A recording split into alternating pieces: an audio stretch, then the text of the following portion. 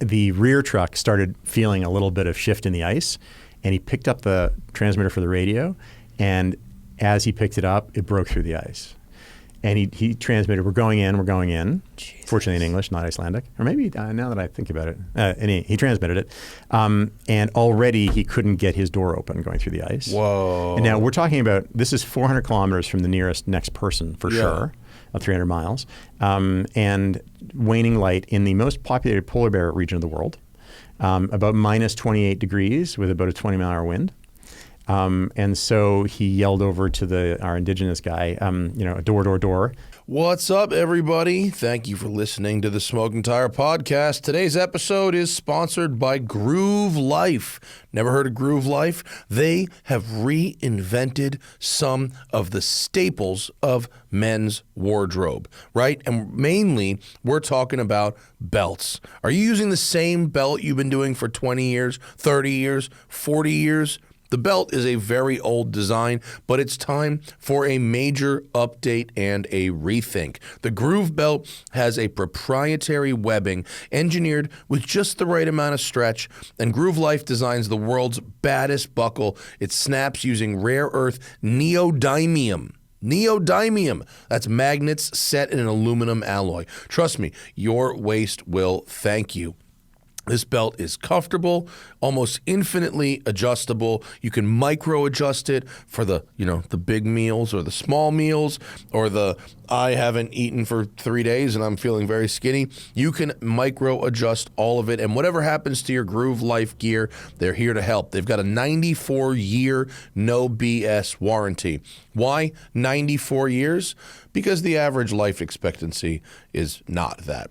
I don't know. I'm guessing it's like the house that my parents have in South Carolina has 27-mile-an-hour speed limits, and it's 27 instead of 25 just because you'll remember it more. 94 years. You will remember a 94-year no BS warranty, making the Groove belt the last belt you'll ever need. The buckle includes what they like to call stiff tech. That's a fancy way of saying there's no annoying belt flaps that need to be tucked in anywhere. The Groove belt is good for the office, the woods, the backyard, the club, and everything in between. Plus, if it never needs to be adjusted. You just put it on and forget about it. And they don't just make belts. Groove Life has wallets, rings, watch bands, AirPods cases, and much more. The everyday carry, as it were. They've grown from a side project to a company that now provides for over 100 families, recognized by Inc. magazine as one of the fastest growing companies in America. These products are very high. The wallet seems like you could run over it with a car, and I really like the AirPods case. I am about that. It's time to bring your belt into the 21st century. Head over to groovelife.com/tire and use promo code TIRE for 20% off all Groove Life products. That's the best offer you will find anywhere, but you've got to use my code TIRE for 20% off your order. One last time, groovelife.com/tire and then promo code TIRE for 20% off your order. Also brought to you today, of course, Off the Record, our favorite law assistants. They're not a law firm. They connect you with lawyers, right? So the way it works is you get a ticket. Oh no, that ticket's bullshit. Most of them are. You go to Off the Record. You do not plead guilty. You go to offtherecord.com/TST or use code TST10 on the Off the Record app. Right? Send in your ticket. They fight that ticket by connecting you with a local lawyer in the jurisdiction where you got the ticket. You don't have to do anything else. You don't have to go to court. You don't have to fill out forms. You don't have to appear. You don't have to do anything. They handle it for you. 97% success rate, folks. If they don't get those points off your record, your money back. So go to offtherecord.com/TST or use code TST10 on the Off the Record app. 10% off all legal services from Off the Record from your friends at The Smoking Tire.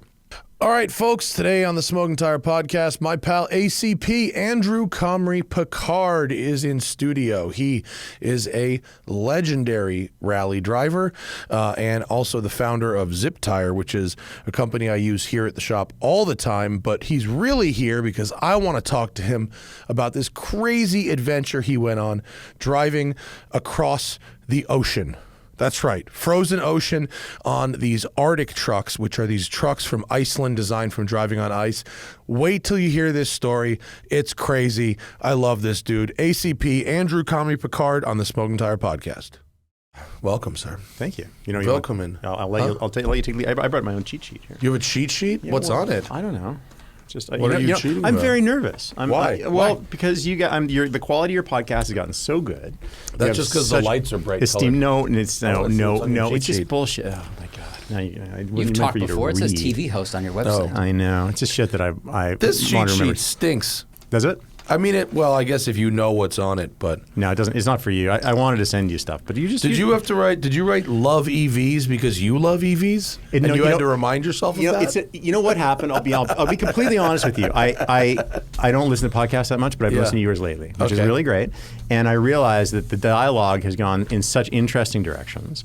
And I wanted to make the point that I do love EVs, but I think that your understanding them is so much more sophisticated than mine, but I've got some opinions. Okay, well, that's fine. It's not a contest for sophistication. It's just that there's a lot to it. No, there's a lot to it. Like remember, like you were there. You weren't there, but back in the day, you probably are aware. Before gas stations existed. I'm glad you think that I might remember. Well, you have the knowledge. You weren't there, but you know a lot about the history of cars and. Have you ever been to Germany and you've been on the route that Bertha Benz took when she took the first ever road trip? I know of that story, but I haven't been on. So there's a drugstore, a literal drugstore, and the first gas stop on her road trip was a fucking drugstore. Right. And it's like, how do you couldn't get, there weren't stations. So and if you think about the the Peking to Paris drives back in the day, or the Thomas Flyer, that kind of shit. Yeah. Like there was no gas, and so we're at that point. Mm-hmm. Obviously, you can fill up at home, but presumably, if you had a car at that time, you had a supply of fuel at home of some kind. You had to be resourceful. You'd have a drum or something. Yeah. But that's where we are now. We're in this thing where we've got the car, but we can't figure out how to fuel the fucking thing. I think it's fascinating. But not only that, the fueling doesn't happen instantaneously. You have to wait for the fueling to happen. And that's the real problem. It's like a fourth dimension. It adds time. Yeah. Like imagine if it took you 40 minutes to put gas in your car. It would be crazy. It would kill everybody. It would. You had to mash it yourself. Like now you have to distill corn. Right. There'd be riots. Or some stations would flow it at 2 gallons a minute, and some stations would flow at this this hand tiny pump more versus mechanized pump. Right. That's it's like that. It's like, oh well, the 12-year-old that pumps our gasoline by hand with the crank, he ran out of food, so he's a little slow today. Well, and even it's dark though. You see that Volvo outside? Yeah. I'm really into this Volvo. I saw it. It looks good. It is so nice. I'm really into it. It's a totally unexciting and uninteresting vehicle in the grand scheme of the shit we normally drive, but it's a plug-in hybrid. It can do 40 miles on its electric battery. Which is mostly you need every day. The electric motor is on the rear axle. It makes 145 horsepower, which is fine for city driving. That's what my RX-7 had. And then the 2-liter turbo gas engine comes on. It makes a combined 455 horsepower and 523 torque, which I'm guessing is more than that GTO you drove. 400, yeah. Yeah. And then you can keep driving forever. And the engine isn't particularly inspiring, but it certainly gets the job done. That's a silver bullet vehicle. That's what everybody needs. I've learned this from driving it because I have to plug it in more frequently than our regular electric car. It actually, Zach, you may find this interesting. On a level 2 charger, which we have here and which we have at my house, it takes about twice as long per kilowatt or per mile added as the Mach-E. The Mach-E's onboard charging unit is faster. Interesting. And so is that because of the architecture in the XC as well? Yeah. Right. So it can't like take you as can't much. You also can't you can't pull up to an Electrify America DC fast charger in this. You can only plug in at home. So it's not horrible, but whereas the Mach-E, if you plug it into my level 2, it adds like 10, 12 miles per hour. This one adds like 7. So it's just a little extra time. I think I said in the video that we made that you can charge it up in 2 hours. That's not exactly right. It's more like 3.5.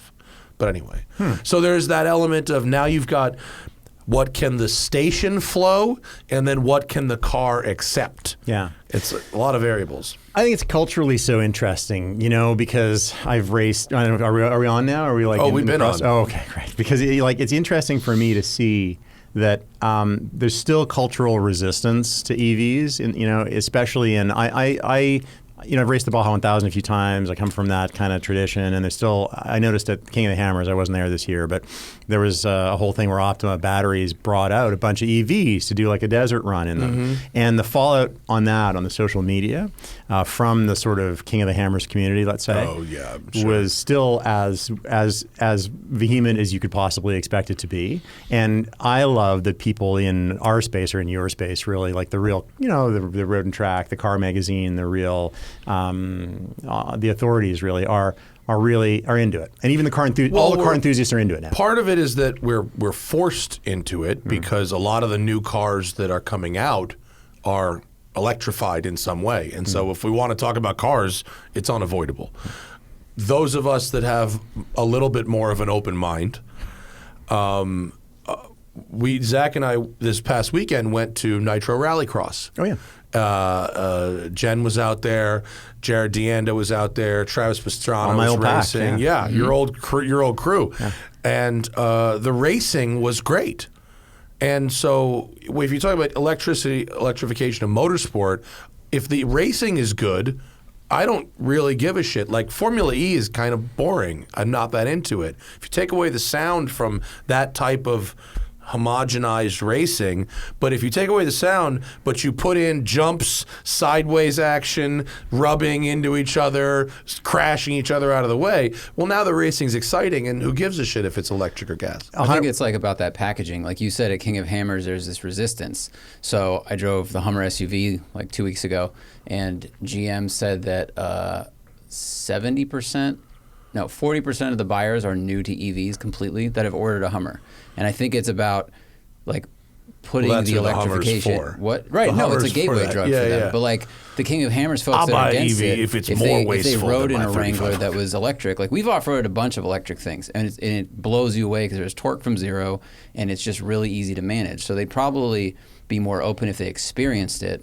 But if they don't want to even have the experience, then of course they're like, well, this is stupid. Yeah. Well, the easiest people to win over are racers, obviously. Like I remember 12 odd years ago when Monster first brought the electric car over to do the hill with at Pikes Peak. I was running an Evo. We were practicing like at the top of the mountain. It was the first year that Romain Dumas came. Right. And he brought his car fresh from Le Mans, the GT car fresh from Le Mans. One of his first times on the hill, we were practicing the playground at the top, from Devil's Playground to the top, and we were all timing each other the first corner. And Romain Dumas takes off with a 7-speed GT3, Le Mans car. Wow, and it's beautiful. Sun's just coming up.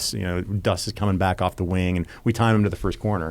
And then Monster takes off, and we're like almost forgot to start our watches because you didn't hear it. Right. Takes off, and it was 2 seconds faster the first corner, and we're all like, well, that's that then. Corner. That's the thing. Yeah. But I also work with Ford, and to your point, actually, with the Hummer, we were playing around with the Lightning 2 summers ago. Now the early Lightnings, the prototypes, and we were bringing in like select people to check it out, and half of them were were pickup owners, like people who had. One guy told me, I've had every F Series since the first one. I'm real excited about this. My Model T was great. Exactly. They don't make them like that anymore. Well, they don't. And as you know, I have one. That's for the best. But on the other hand, there's like a young couple who had never had a pickup truck. And now they're trying out something with the frunk, and they've got a secure storage. Plus, they've got the usefulness of a pickup truck, and everybody loves it. You just can't get one, but it's I'm a performance guy too. It drives great. The center of gravity's low. It's incredibly powerful. It's fast off the line. Once we win the charging infrastructure, they're gonna dominate. We're probably 10 years from that, maybe 15. Oh yeah, but it's. Because it's just complicated because it's property rights and it gets into something beyond the cars. Like I here at this building and at my new building, I know what it's like to try to get power somewhere now. Right. And it's a bitch.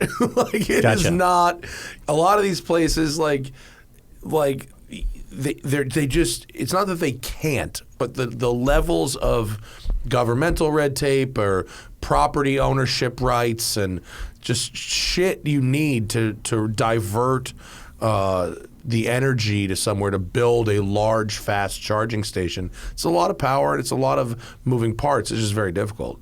And they just, I'm sure someone somewhere has thought about which needs to be done first and blah, blah, blah. I don't know. I think that people think about things less than you would think. The older I get, the realize I think a lot of it happened by accident. That's actually probably not Anyway. far off. And, I'm sold. and most of the time, you know, at least at the higher end, which is where this stuff always starts, people can charge at home or work most of the time. Yep. But the more I drive this 40-mile small battery pack Volvo, the more I go, you know, this actually is in terms of getting people into an electrified future that fits in their lifestyle, because people don't want to be inconvenienced, right? I don't want to buy this thing that I then have to deal with. I don't want to be forced into this thing that I then have to deal with. But if you can drive 95% of your driving on electricity, it'll be pleasant, it'll be emissions free, and then you can just keep going and not have to find charging in public. It eliminates a lot of headaches. Yeah. It's Yeah. good. I just love, I love the broad history of vehicles. I love that it seems like nobody saw it coming, or almost fewer people saw it coming than you would expect, right? The move off of hydrocarbons. And that's fascinating to me. You know that in like the early teens, you had an equal chance of buying a steam car, an electric car, or a gas-powered car. You ever see like one of those Baker Electrics actually driving? I've seen Detroit Electric drive. Yeah. It's kind of weird when you see, because it actually looks like a horse carriage kind of, and it's just like moving by itself. It's a horseless actually carriage. Kind of creepy and weird. Yeah. But there's a guy, what's that, is it San Marino Grand Prix, the one in like Pasadena here? There's a guy, it's at this park, and there's this ring road that goes around. It's actually quite a good concours, considering it's just like a local event. But there's a dude who's got a Baker Electric that works, and he just drives like laps silently around the thing the whole time. It's pretty badass, actually. 10 miles of range, 5 miles of range on lead-acid batteries. Probably. Yeah, no, there's one that was on display that had the original batteries, and then this guy had was upgraded to modern batteries, and it goes like 100 miles. Of course it does. It doesn't weigh Because anything. it weighs like 800 pounds. Yeah, it'll match with you in it. Yeah. Speaking of things that weigh a lot, can we talk about Artic trucks? Yeah, for sure. Well, the very first time I saw Artic trucks on Top Gear, I was like, well, that's amazing. And for years, I was like, well, why have they not tried to sell these in America? And then you texted me and you go, hey, I'm working with Artic trucks. Yeah. They're going to be bringing some trucks to America. Yep. So what made them finally decide to sell trucks in America? And how's that going to work? Well, so as you know, Artic Trucks has a long history. So it turns out if you want to drive on a glacier, the very best people in the world to do it are from Iceland, because they have a glacier they can drive on all year. Yeah. So there are so many people in Iceland that are keyed into this glacier driving stuff. And the basic premise is very large flotation tires, very low pressure, so you stay on top of the snow. It's literally like 5 PSI, right? Oh, it's like down super to low. 2.5. 2.5 PSI. Yeah, that's pushing it. But 5, you're fine. 4 can be like the magic point. And actually, the difference between like 3 and 5 is huge. Really? Yeah, the difference between 35 and 37 on the road is barely noticeable. 3 and 5 is a completely different beast. Sure. So, and you can drive over your arm. There's so little pressure per square inch that you can actually, you put so little pressure down on the ground. That's how they work. They're like snowshoes. I've been on the glaciers in Iceland and like gotten out of a Hilux and sunk up to my hips in snow. But the car is still up on top. 6,000-pound truck is sitting up on top of the snow. Because the footprint is now whatever, Yeah, 2 because by it 3 feet times spreads 4. out so much. Yeah. Yeah. That's so cool. So what happened, I mean, my involvement's kind of weird because, I rally raced for a long time and off-road race and stuff, and then I kind of was getting out of that, and I was trying to figure out what's the hardest thing that I can do with a vehicle. And I started pitching a pole-to-pole expedition to go from the South Pole to the North Pole. Still has never been done. And in that, because I'd worked with Top Gear also, I reached out to who we'd worked with in Top Gear, which was Arctic Trucks. They did the UK Top Gear, as you know, the When they drove to the 2007 North Pole. magnetic North Pole. Yep. And then we did a bunch of stuff with them with Top Gear USA. And so I reached out to the owner, a great guy, Emil Grimson, and all the Icelandic guys. They're very funny, but they have this incredibly well-developed knowledge of how to drive on snow there, and right down to I had a call yesterday, pretty much talking exclusively about wheel bead styles, because of course it's really important when you're down incredibly low pressure. So we're now innovating new solutions and stuff to this. But to answer your question, is there something beyond the bead lock? There's a lot of things. There's the external bead lock that you know of the plate on the outside. There's also internal bead lock, which is something that pushes out from the inside. But the very bead profile, like the bump, and I'm in the tire business anyway, there's the bump and then the actual profile of where the bead meets the wheel. Sure. It makes a difference also, especially as the tire deflects as it gets to really low pressure. So anyway, to answer your question, the reason they came to America was I just think that they're fucking awesome. Aren't they awesome? Yeah. I mean, well, I have one in Detroit right now if you want to play with it. They look so cool. It's going to be, and our factory's in Cheyenne, Wyoming. We've built several vehicles now there already. By the way, this is all scoop stuff. I have not told anybody about this yet. So this is on you. Social media guys, make YouTube clips. title. Yeah. Make clips. Yeah. So basically what happened is the Icelandic guys were really, really good at this. They focused a lot on the sort of expedition ultimate capability stuff. They've done 370,000 kilometers in Antarctica, right? In Antarctica? Yeah. Or they just leave trucks down there? Yeah, we have a bunch of trucks that just overwinter down there. After COVID, they had I feel to go. Like there's more shit in Antarctica right now than there's ever been. Between a couple months ago, every B-list celebrity was posting about going to Antarctica on their Instagram. Am I crazy? Or was there is a moment, both for the Arctic, because Nito just did a run to high north too, and Antarctica is getting a lot of play right now. I agree. I don't think there's that much on the ground, much more on the ground there. There's not much on the ground there really, except that there's a number of vehicles that are used every season to support scientific and not really tourism, but a little bit. Ecotourism. Well, sort of, yeah. But generally, if you want to go to Antarctica, you fly to Union Glacier and you do something from there. Maybe drive to the South Pole, or for example, when Prince Harry did his Wounded Warrior ski to the South Pole, Arctic Truck supported that with vehicles, to tail along and support. Anyway, the expertise was developed in Iceland, and I think that either there was not the appetite or just not the people weren't ready to come to the U.S.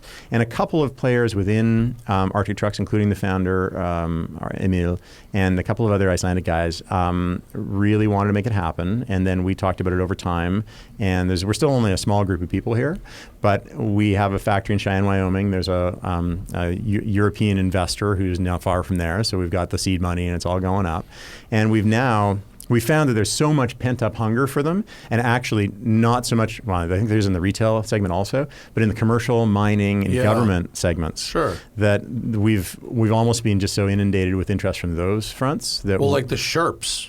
Sherps are they went from, what is that? I've never seen it before, to now they're popping up kind of all over the place. Yeah. And I had to go on one of those. Oh, yeah. It was the fucking jam. Oh, they're amazing. Yeah, they're insane. But the model I keep thinking of with Arctic Trucks is actually more like RWB, actually, where it's not handcrafted the same way. It's not like a chain smoking Japanese dude with a fucking sawzall and a welder, but he's got his main shop in Japan, and then there's these kind of satellite shops, and he'll ship parts down there and they'll do the install locally. I felt like since the Tacoma and the Lexus GX and the cars that we had were pretty close to what they were doing over there, that they could satellite it out and build trucks somewhat locally. Well, so you sort of put your finger on it. What we've done is tapped into the engineering that so many of the guys in Iceland have figured out so well, and now we're building them here sort of to the same specs and industrializing a little more to make it more repeatable. They're still very hand-built, honestly. Especially because what the jam is. We put on very large tires, but don't lift them or lift them in the minimum amount possible, because when you're working on glaciers, you can deal with cross slopes. You don't want to have a big brodozer. You don't want a high center of gravity. Exactly. So the whole jam is to really keep it low, and that means a lot of fender. It's funny I never thought of the parallel with RWB, but in a way, you're cutting over fenders. I mean, it's very similar, right? Yeah. We have our own fender. You look at that; it kind of looks like an RWB truck now that you mention it. Guys, let's take a quick break for NASCAR. This episode of the Smoking Tire Podcast is brought to you by NASCAR, and the 2023 season is officially underway. A handful of new races are now under these drivers' belts, and you can feel the competition really start to heat up. Up next, the drivers and teams are headed to Austin, Texas to compete at COTA, the Circuit of the Americas. And this track is massive. 20 total turns throughout the course. Road course NASCAR racing is my favorite kind of NASCAR racing. The drivers are going to need to stay locked in the entire time if they want a chance at taking home the checkered flag. It'll be interesting to see how the drivers handle in their first road course race of the season. There is definitely some road course aces competing, like IMSA star Jordan Taylor, F1 world champion Kimi Räikkönen, and AJ Allmendinger, who was so close to winning at COTA last year. Don't miss out on the awesome road course racing action. Tune in to the NASCAR Cup Series race on Sunday, March 26th, 3:30 p.m. Eastern, 12:30 p.m. Pacific on Fox. That the fenders have to, they still conform to European regulations, Icelandic regulations, where the tread is completely covered by a fender. But the goal is you keep it so low that it's usable. And because the suspension's fairly soft, a little like a Raptor, it's actually very usable every day. It's drivable. They got really big tires that are hard to balance. And 44 inches is kind of the sweet spot for the tire that we use a lot in the expeditions or in the commercial or mining government work stuff.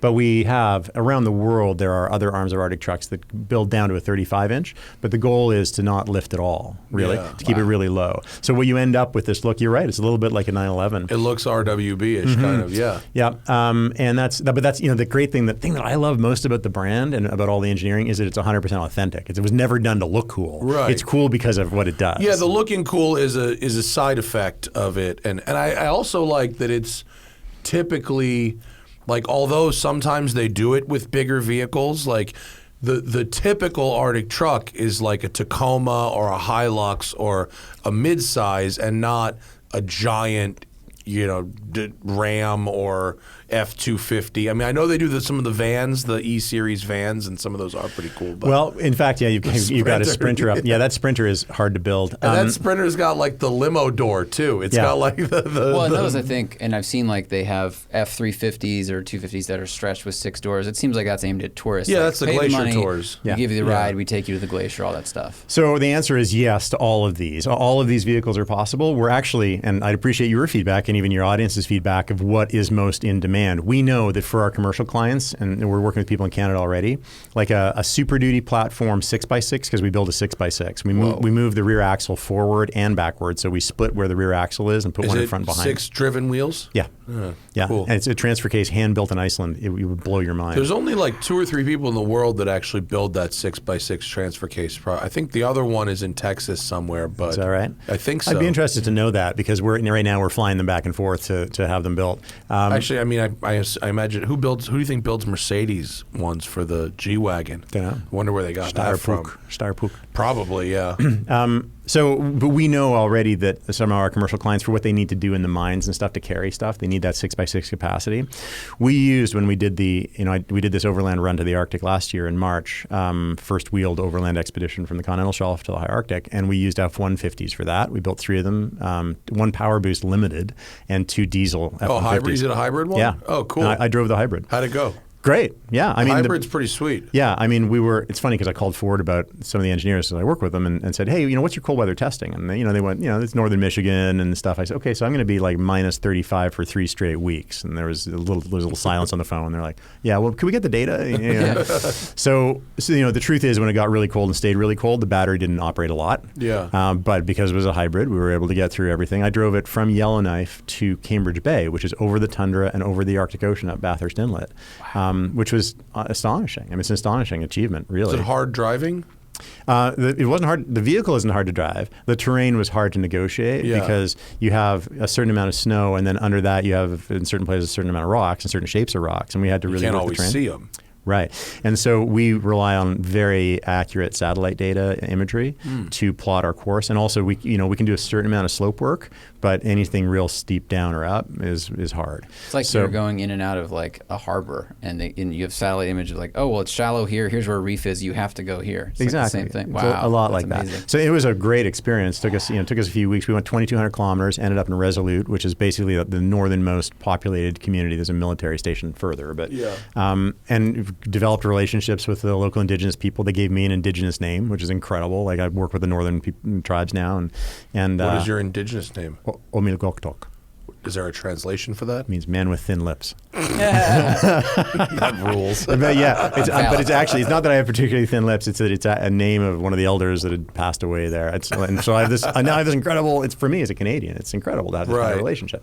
But where I'm going back next month too, we're doing another 3 weeks to go north with amphibious vehicles and go around, which I can describe later. But the point of the Arctic Treks is that I think that there just wasn't the bandwidth to bring it to America, and now.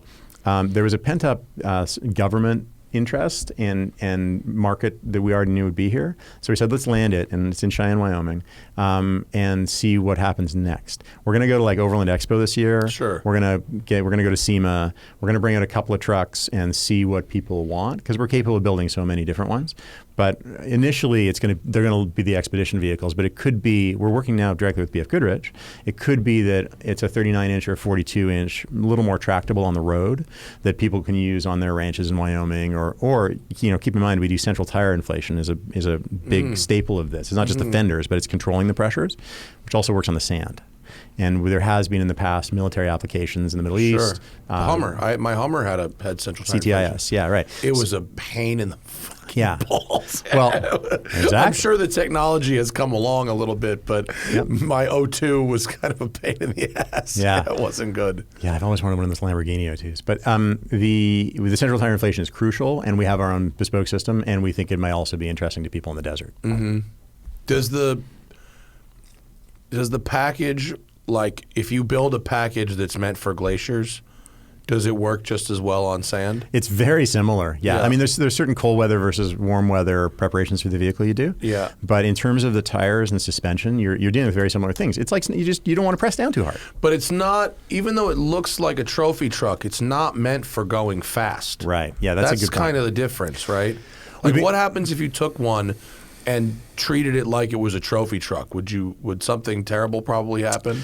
Well, I mean, the good news is that we don't make anything smaller, but we do rely on OE spec stuff to a certain extent. But now you're dealing with a wheel assembly that's like 200 plus pounds. Yeah. So you're gonna if one of our constant worries actually when we're driving over the Arctic Ocean, and we had this worry in a couple of places, is if the surface of the ice breaks or you start to go through. Yeah, I mean, there's the potential to sink, but the first thing that happens is all your wheels rip off because you got a 6,000-pound truck going at even 15, 20 miles an hour, and one of those wheels stops because it broke through the ice. You just tear it off right away. Whoa. So the biggest thing. They won't float though, will they? The trucks? No. We sank one. Did you? Yeah, on the March expedition. So we had one of the F-150s. You sank one? Yeah. Oh shit. So we had 7 vehicles going north, 4 Russian Yamelias, which are Sherps on steroids, hand built by a Russian expeditioner named Vasily Lagin, who's become a good friend of mine. How do you spell that? Yemelia, Yemelya. Emelya. Yeah, there you go. Yeah, so those. They're like bigger Sherps. Yeah. Yeah, all 4 of those are ours, and they're currently in the Arctic. Huh. This is Trans-Global Car Expedition I'm speaking on behalf of now. They float. That's not a car. These float. No, it's not. Actually, you know what? You'd love it. It uses a turbo diesel Toyota pickup engine from the European market, centrally located right between the front and rear axles, and turned in line, which means that the transmission linkage is upside down. So you shift beside you, and it's like first is over. Oh, it's reversed? Yeah, completely reversed. reversed. Like a Bugatti Type 35. Right, yeah, exactly. So we had 4 of these and 3 of the Arctic Trucks F-150s. And the goal was we wanted to leave these in the Arctic because when we do our so this is the whole thing. Next year, the Trans-Global Car Expedition, we're doing the first ever around the world expedition vertically. We're starting from New York next January to the North Pole. These have already been to the North Pole, the geographic North Pole. Okay. No other vehicles have been to the geographic North Pole. That's why they're You're doing a amphibious. long way up down. I know there is a difference, but what is the difference in real world? like 3,000 kilometers. The difference between magnetic and the other thing is the terrain is previously impassable, or it's just further? Magnetic North Pole drifts, right? And so in the 1850s, it was like almost just off the coastal shelf of North America. And now the Top Gear expedition in 2007 or so was to 1996 magnetic north, which is just above like the last major island. Okay. And now it's drifted quite close to the geographic North Pole. Okay. But geographic North Pole, the only wheeled vehicles that have ever been there are these. Okay. And it was over the course of like a 2-year expedition 10 years ago, right? And it started from Russia. So that's why these vehicles are now up there for our expedition. We're going from New York across the North Pole with these, the length of Greenland, which Arctic Trucks has already done, then Europe and Africa, and then coast to coast in Antarctica, which nobody's done except Arctic Trucks. We last year did that within 10 kilometers. The last 10 kilometers of the Marguerite Peninsula ended up being impassable for weather. But normally, as I said, when you go to Antarctica, you fly to Union Glacier and then go to wherever you need to go. Yeah. Going across Antarctica is a different beast entirely. Sure. And in order to be authentic, to drive around the surface of the Earth, except for where we have to take boats on the water, and we're trying to do minimum possible. Well, you said they're amphibious. Yeah, those ones are. You're right. If you want to go to an ocean crossing and put in a truck. Well, yeah, I know.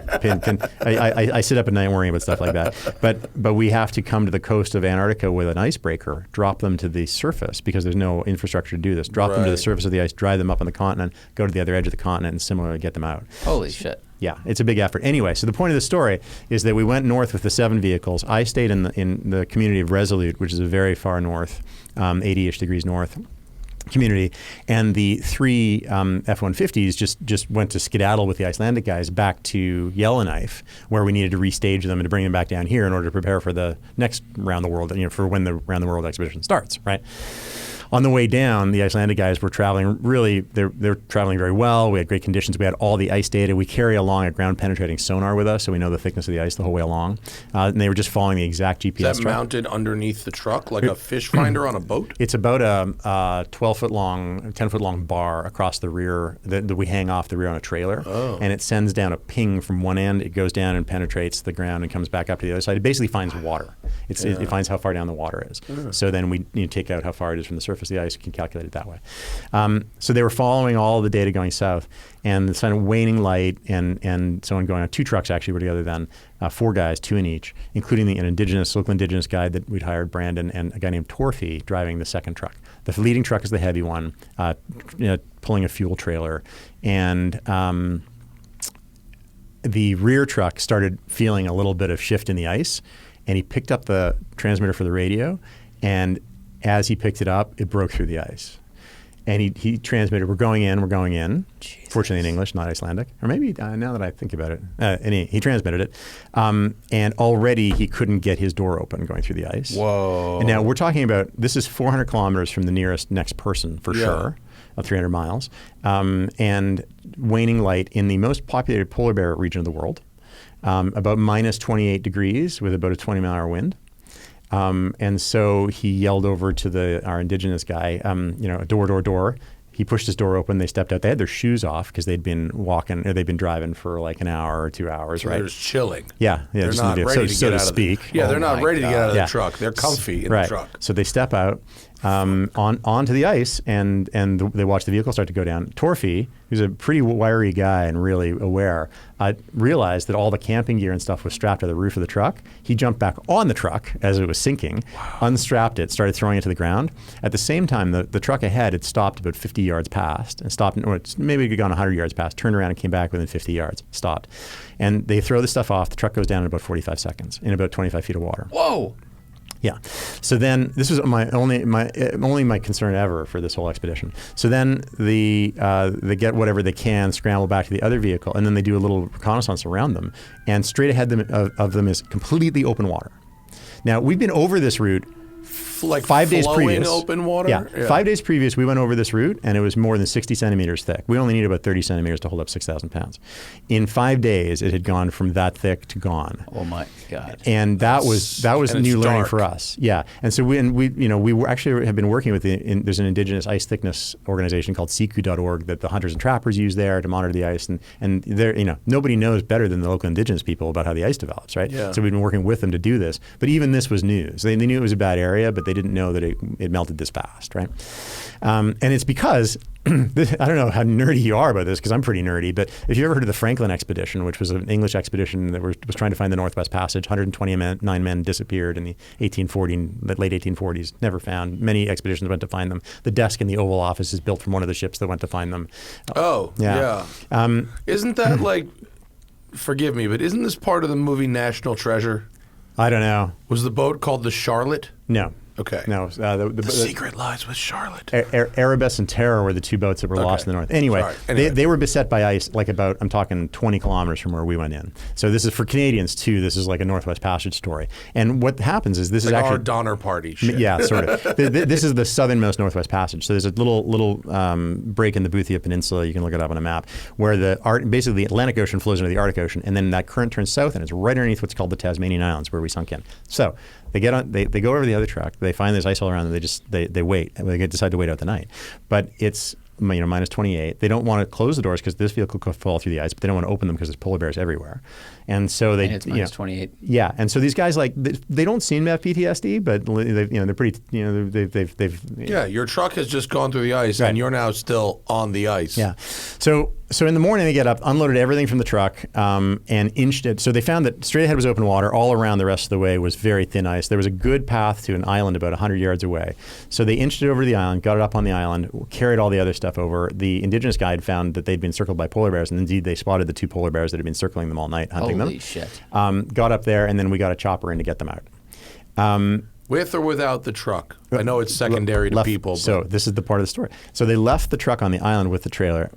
We turned the amphibious vehicles around and came down. It was 3 days away from us. We came down with the amphibious vehicles and drove that truck off the island. So got it out down to a southern community, and then shipped it with the Power Boost, the hybrid, down to Montreal, came back.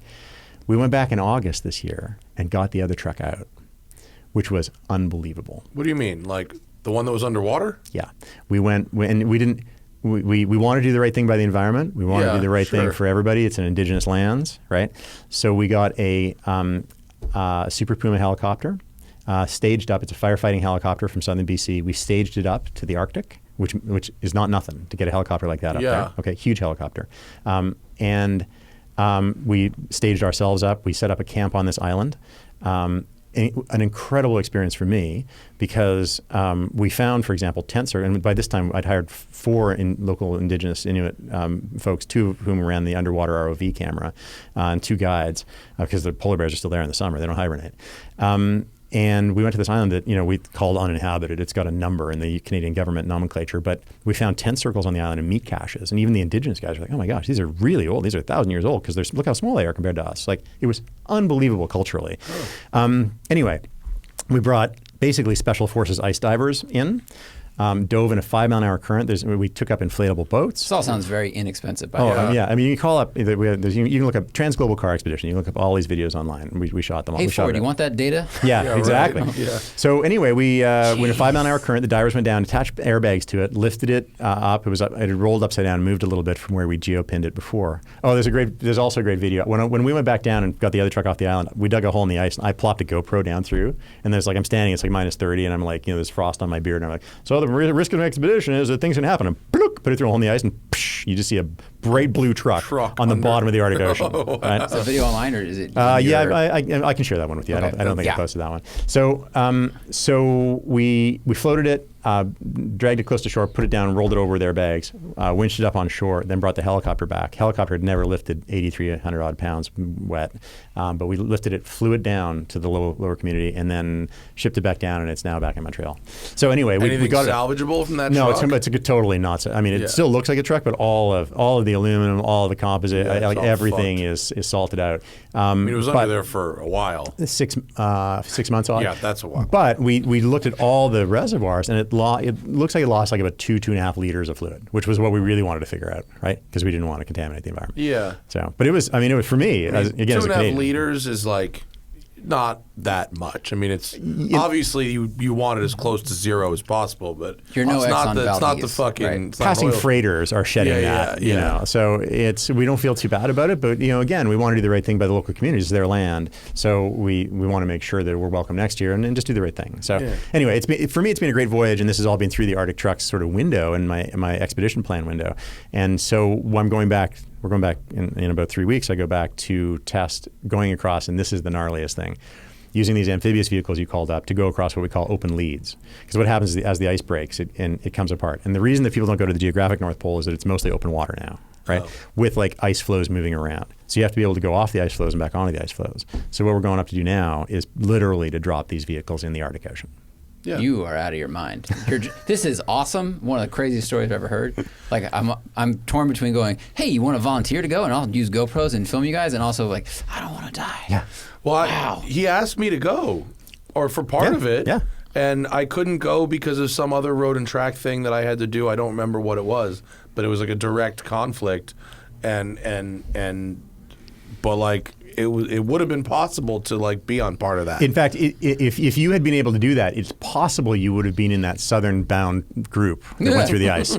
So we might not be having this conversation today. Sweet. Holy shit. I mean, when I drove the Sherp, it was in northern Minnesota. Yeah. And we went to a frozen lake, and we found an area where the ice was thin, and we intentionally drove it through the ice, and then we're just like driving it around as a boat. Yeah. And it was fucking badass. It was the coolest thing ever. And I was like, yeah, if we had one of these, like, be all right. Yeah. Like, it was cool. Yeah, it is cool. I mean, it's it's intimidating. It's a bit specialized. You don't go to driving school for this, but it's these vehicles have ways to winch up on the ice. It's hard. It's hard getting back up on the ice once you're down in it. But that's where we're going to make sure that 11 of us are going up to train. That's pretty cool. So that's nuts. When do they think they'll be able to sell vehicles in the U.S.?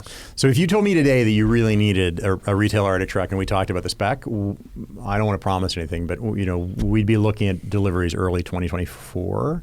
Oh, okay. We have this sort of pent up commercial demand. What are they using for? Like, you keep saying mines. Is it gravel, snow? What is it purpose? Northern Canadian oil and diamond and so on, like prospecting up there. Yeah. Where they use tracked vehicles and they use Sherps and other things. But Sherps are very small. They don't really have any luggage capacity or carrying capacity, whereas we have a 6x6 with a flat deck, right? Or some of the prospecting is done with snowmobiles, which is at risk. You're out in the elements, and there are bears in that area also. So and we're looking at other applications too that are not necessarily all snow-based with the mines. So there's that. There's a lot of applications. It's expanding very quickly. But what I'm curious to unlock, because we kind of know those applications, but what would be the sweet spot in America for the retail market? Because honestly, I'm not sure you want to drive around on 44-inch studded tires all the time, although we can do that for you. Yeah. They're actually DOT approved. But is there a 39 or 42-inch option in a Super Duty F-150 Tacoma Tundra that would fit the appetite for people who want extreme snow capability and probably sand capability along with it? Yeah. That's what we need to figure out. Yeah. So feel free to bring on your comments. Well, I think they're really cool. They're obviously highly specialized, and they're not for everybody. But from first when I saw Top Gear, and then when I went to Iceland and saw what they were doing with them over there, I was like, how is America not all over this? It just seems like the kind of thing that ridiculous Americans would want. Well, is it something where Exactly. are they just not great at like highway driving, rock crawling? Are they not optimal for rock crawling? They can do it. Like I rode in one of these in Iceland because I crossed the middle of the island with for the TV show we were doing. Remember that guy from Artic Trucks was wearing fucking Tevas? Oh yeah, he had socks on with Tevas. He had socks and Tevas driving across the glacier. His name was Arnard. He was Yeah. He was awesome. Yeah. He was awesome. And They're tough. They're we tough were the guys. dumbest people in the world because we were doing a lot of really stupid stuff. We got a Raptor stuck, and he's like, ugh, and he tows us out. Yeah. But so we were going over the lava rocks there, and we were going over the sand. It was July, and we went over a little bit of snow, and they were fine. But is this something where they're not optimal for what a lot of our American off-road community is into, and they're more for people that are just sand or just interested in snow? So that's an excellent question. Look, the 44-inch tires that you see on most of the expedition vehicles when you look at the site are not really optimized for that kind of use because they don't have the sidewall resilience that you're going to want for that, especially when they're air down. However, as I said, we're working with BFG, and I'm a big old BFG nerd, that have tires that are very robust in the sidewall. So the answer is watch this space. I think that these vehicles, subject to ground clearance, could do a lot of what any off-road vehicle does in America. We just don't lift them, or minimally. right? And that's the jam. So, and the other thing is, I got to say, I was driving the 44-inch around Detroit in December, which is pretty funny. Was the ride excellent? Yeah, it was actually pretty good. Yeah, I aired down a little bit. Yeah. But I mean, it's amazing to see the response you get. But even the 44-inch at 60 miles an hour is actually okay. But you probably don't want to daily it, right? But our 39 and 42-inch options or something in that range. Yeah, I think we could do. I'm very vocal about driving things that are so big they inconvenience others. 100%. And so I don't think people should buy these things just to fuck around with on the street. I don't think you'd enjoy what you got, and I think you'd be a nuisance to everybody else most of the time. Yeah. But at the same time, like sports cars, as you well know, are now so fast, and we're driving them on roads that were designed 40 years ago. Yeah. And, the desert is one of the few places that's left where you can really go play. And it's culturally acceptable to go play in the desert. There are no speed limits in the desert. There's places where certainly that are protected environmentally, but there's other places where it's okay to like run shit over and rocks and whatever. And so given that shift has happened in car enthusiasm, whether it's razors or trophy type of trucks or side-by-sides or whatever, it seems like there's the upside-down truck underwater. Yeah, I took that picture. Fuck me. Yeah. But, given that is now where we're at as enthusiasts, it just seemed like such a no-brainer. And that they look so silly in a good way. The proportions of them are so different from a trophy truck or a Brodozer or a Super Duty. Yeah. You look at it and you go, oh, I don't know what I'm looking at, but it looks cool as fuck. Yeah. So I'm just so into the way that they look stylistically. Yeah. And it's for a function.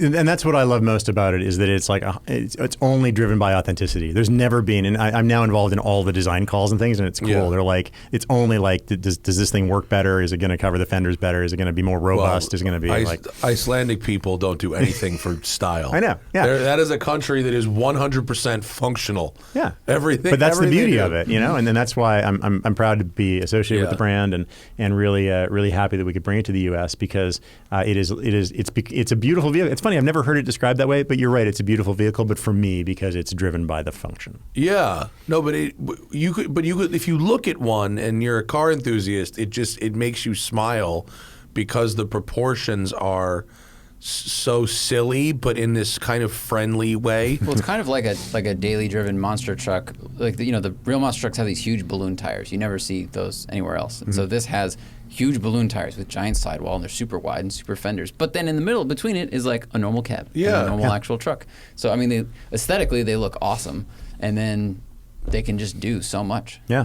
Well, that Power Boost that I have in Detroit will be coming out to the West later in the spring. If you want to drive it, you let me know. I would love to. Yeah. Is in America, is it going to be F-150 only at first? Or No, we're mostly right now building Super Duties. Oh, yeah. In fact, the F-150, we'll see what the demand is. We've had some interest from like search and rescue and so on who aren't going out and they're not carrying a lot of stuff. They're just trying to get into a place and get back out. The F-150 maybe is good for. Vehicle supply is a real problem for us also. But and we're also now, I've just reached out to some of my old people you probably know, friends at Toyota and so on, saying, hey, you know what, maybe we should be thinking about some of your platforms too. Because that's historically, Artic Trucks has done a lot with Hiluxes, especially in Antarctica. Yeah. And so I think that despite the fact that we can't have them here exactly, I think that there's something in that form factor that could work. I haven't been in a Hilux recently.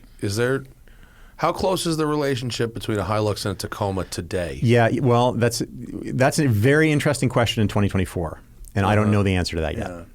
But my understanding is that there may be more crossover going forward, and that would be helpful. And you said BFG makes the tires for these things? Well, so those 44-inch you see there are Nokian tires. And in fact, that's co-developed with Arctic Trucks over the years. Who else would use that? Yeah, because Nokian's perfect. Is that like a 16 or like a 15? It's on a 17. That's a 17-inch rim? Yeah, but it's a 44-inch tire. Exactly. Crazy. It looks like a little. Too, yeah, like that's like the same size wheel as a Raptor. 15-inch wide wheel? Yeah, 15 17 by inches 15. wide. Wow. Yeah. It's a cool wheel. It's a fairly expensive wheel, and actually, I'm talking to some of my friends in the U.S. We're gonna look at manufacturing them here too. Bro, Rotiform. Watch this space. 1552 Turbo Max. Watch this HDs. space. Yeah, and we're going to get some other options besides, because there's beadlock, non-beadlock options. We want to build an alloy. We want to build a three-piece. So, but again, it's always going to follow function. Sure. We're not going to be a designy place. You're it's not going to going be to something. put it on rims. It's Yeah, not going to right. be like, Not can I gonna- get it? Can I get it in chromes? Yeah. Can I get it in blue chrome? No, you're going to have a 44-inch tire on a 40-inch rim. Is going to be the thing in LA. But that's a Nokian tire. But I'll tell you what's been really interesting to me. BFG sponsored me for years, and I became a brand ambassador. And they have really leaned into this relationship. We have a great dialogue with their engineers, with the business principals there. They really want to make a solution. They don't have an out-of-the-box solution that's perfect for this, but we're already working on what may be the right thing. And what I love is that when you think of if you know the BFG tires, the KM3 or the KO2, the KO2 is winter competent, three-peak mountain snowflake and all that. But we're now saying, okay, so how competent is it at minus 40? Let's figure that out. And they're like, yeah, let's figure that out. And of course you're in the business of selling, mounting, and balancing tires with Zip Tire, which I use here at the shop all the time, and I fucking love Zip Tire. Thank you. Tire shop in a truck. They come to you. Thank you. ZipTire.com.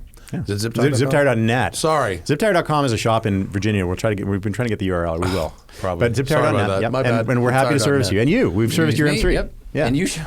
Yeah, I showed up. I showed up that time. Someone It was was- you. I saw Zach coughing. I'm Yeah. going to jump in a truck and go get him. And then you showed. I was like, oh shit, what's up, man? Yeah, I know. I just thought I did that to surprise you. How do you mount and balance a fucking 44-inch tire? Yeah, and with lots of work. It's not the traditional way. You can use just tire irons actually, like you can use with a semi truck on the side of the road, and the beadlock actually helps you there, because of course the outer bead then is easier to work. Yeah. And because you have so much, it's such a rubbery big balloon, you can actually work it pretty easily. Oh, okay. So But it's- balancing it, That's a balancing it's another thing, because suddenly you've got this mass at 44 inches, and you can Yeah. only put the weight at the 17-inch mark. So like you see, I mean, honestly, for the speeds they go, often you don't really need to balance them. But for example, the Power Boost we have in Detroit is balanced, and it's like there's just weights around half the wheel, which personally, as a tire shop owner, makes me And extremely you nerdy probably about that can time. see them really easy too, Oh, yeah, right? Because they're totally. just Yeah. right there. Oh, that would drive me insane. But Yeah, I guess what are you gonna do? Yeah.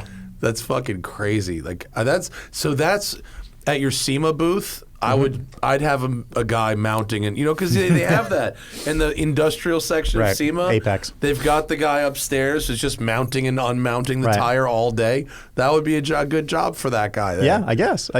No, we plan to have probably what will be one of our retail products at Yeah. SEMA, and then we'll probably bring one of the 6x6 big gnarly trucks just to show it off. That's all that's going to fit in a booth. I know. So wide. Your truck's so wide. We got room the for two. 6x6 is so sexy, honestly. It's so massive, and the flotation tires, you take those down to 3 PSI, and it's just like something from the moon.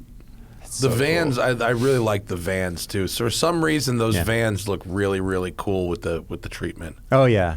And that's, again, watch this space. It's going to be a little bit figuring out what demand is in the U.S. Why do you say it market. was so hard to build Sprinters? What is it about a Sprinter that makes it hard to Sprinters build? and Transits. It's F-150s are body on frame, right? Yeah, F-3s are body on frame, right? And you can achieve a lot. The truth is, we carve out a lot of a front of an F-150 to fit a tire underneath, and it's not that easy on a unibody. So But it looks so fucking I cool know, when it it's a looks- Sprinter. it looks gnarly. Yeah. Does a ladder have to come down? Probably. No, well, that's does. the thing. It's still relatively low. Like it's like Raptor height from the ground. It's not Brodozer height. Yeah. Right. And that's part of the charm of it too. That shit is so cool. Yeah. I'm excited. I think there's a really. I'm excited. I'm excited to give you the scoop. Yeah. I'm really excited to get these to the market because I think that people will love this shit out of Yeah, it. they're really, really cool. I really need to have a go in the hybrid one. That'd Yeah, be well, cool. I want to get you on the snow with. I mean, Yeah. you've been in Iceland, so I guess you know. But it's really once you've We'll gone be there in July. Yeah. I mean, there was snow and the Raptor got stuck, but there was. I Right. think the only snow we drove on was honestly like 500 feet long. Yeah. When you're, I mean, I'm sorry you couldn't come last year to the Arctic Ocean, but when you're going across like ice blocks the size of buildings, navigating the Arctic Ocean, you're like, wow, we're out there. Yeah, it's a different thing. Yeah, our guide was saying in the winter they would just during like Northern Lights, they would just drive up a glacier at nighttime, like him and two friends. Yeah. And like that's how they practice, you know, being these volunteer search and rescue and being guides. But because they have the skills, he's like, and he showed me his personal truck that he built, which was Arctic truck equipped like Tacoma. And he's like, yeah, we just drive up the side of the glacier and like watch the stars and then come back down. Yeah. It's crazy. Yeah, all the world experts of this are in Iceland, and by extension, there are people. So we're bringing that story here. Cool. Those guys are fucking great. I need to go back there and go to 60 below too. 66 degrees north. Yeah. Best winter gear ever. Oh yeah, it is good. And That we place actually rules. We have a lot of their gear. Do you? Yeah. God, the fucking fleece I bought from them was epic. Such a great piece of gear. We have some interesting relationships with Trans-Global Car Expedition, which you should look up too, which is this around the world expedition through both poles next year. Because we work with Red Fox and some other really exotic. Because a lot of the guys on the team are like the founder of the team, a very interesting guy, has like summited all the top 7, the Seven Sisters, and one of the guys is a former Soviet mountaineer, Olympic mountaineer. That's Vasily Login. This is our expedition. And then one of the guys is the president of the Seven Summits Club. Like these are all extreme mountaineers. And so they've got, they're like, that's Andrew, here's your gear. Here's cold weather gear. I'm like, wow. It's like all the super best. Exotic. Yeah, stuff you've never heard of, but they're like, no, this is what works. Yeah. He's like, he gave me a balaclava, like this keeps you warm. I'm like, oh my god, it's built out of like a molybdenum or something. There's us lifting the truck with the helicopter. Oh yeah, that's getting the truck out. Look at that. Yeah, that's fucking so cool. Those when I wouldn't want to park one at the mall next to somebody else, but those F-150s do look pretty badass. Yeah, and they are. We love them. And the expedition is going to be really exciting. Where the stated goal with Good Gear is to bring technologies to communities around the world. We're working with the ice data in the north to help them get more accurate ice data and make sure the imagery from the satellite imagery is accurate, because it's not, frankly, it isn't always. There's a lot of slush in the system, but we're no pun intended. Yeah. Oh yeah, and that's the other thing. Like this like Smilla sense of snow. There's like the Inuit have like 60 different words for snow, right? And even the ice. There's slush ice. There's salt. What happens actually is there are fissures in the ice, and then the salt comes up, and then that softens the ice because it raises or lowers the freezing point. Yeah. And then you get in this like slushy. It's like minus 30 out, but you're in slushy ice because the ocean is percolating through. It's very interesting. That's crazy. Yeah. Anyway, and because I'm a tire nerd, this all appeals to me too. But you guys would, on this expedition, would you just stop on the ice? That's where you camp for the night, and then you just keep going? Like there was, because how long was it? What was the longest stretch between land? When you left, like underneath, there's actual terra firma, and you were on ice for. I don't know if you can see a map. I mean, we did probably fully 1,500 kilometers straight on the ocean. Yeah. Now between islands, because it's actually. It depends. It's usually easier to go over the ocean than over the islands because you don't know what the terrain is underneath, to your point. But we have to use very accurate imagery because the ice isn't smooth. It's not a billiard table. What happens is the tides pull up the water underneath. It cracks it puts cracks in the ice, and then those refreeze and push together. So you get these huge, piles. Yeah, the crack. I remember that from the Top Gear thing. Yeah, that was a bunch of that. Yeah, so that's the hardest thing to do is negotiate all those. So we use very accurate, and we've worked to have communications back and forth. We have a very expensive satellite dish, which I just bought something from Elon Musk. I just bought 2. Starlinks. Yeah. They work? They just arrived in my front porch in Las Vegas this week. I'm going to take them up to the Arctic next week. But we really have to get a lot of imagery to us every day because this changes every day, right? And so we've tried to find ways to make smaller packets of data so that we can see where we're going all the time. But we have to negotiate around all these broken ice bits. Did it involve a lot of like shoveling? Some, less than you might think. We carry shovels. We carry special snatch cables. We have an incredible type of ice pick that breaks through the ice. You can break up a huge ice block with the right blow, but it's you don't want to shovel it out if you can avoid it. The big secret I will tell all of your listeners and you: if you ever start to get stuck in snow, don't mash the throttle. You never spin the wheels. Oh. That's the real thing. Right? You just you just rock back and forth, compress the snow, and move out. Once you spin, you're done. Because you turn the snow into water and ice? You just throw it out from under you, and then you're on the frame. Oh, right? Yeah. It's so easy to throw away. You just have to compress it, compact it, in order to crawl up on it. Interesting. It takes a calm mind. I feel like I've heard that before. I forget where I might have learned that, but I feel sand, similar to sand. That's probably true. Yeah. Yeah, when we were in Morocco with the Dakar, they made a real big deal. Like, don't slam on the brakes, don't slam on the gas, unless you're already going really fast. Right. Yeah. Can I ask? So, how did you get to this? Like, I know you from rally racing a little bit, and then you produced Hyperdrive, created it. Like, so.